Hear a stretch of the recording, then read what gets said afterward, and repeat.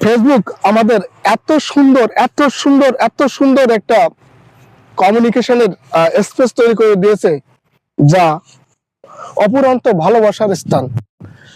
কারণ এই প্ল্যাটফর্মে কেউ ভালোবাসাবিহীন সফল হতে পারবে না, আর হিংসা যে করবে সে বিফল হবে।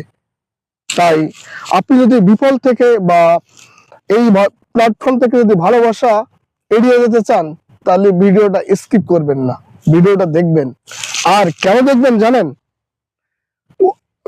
কোনো মানুষ নিজে স্বয়ংসম্পূর্ণ না, কেউ কোনো না কোনো ভাবে অন্যের কাছে যাইতে হয় এবং অন্যের সহযোগিতা নিতে হয়।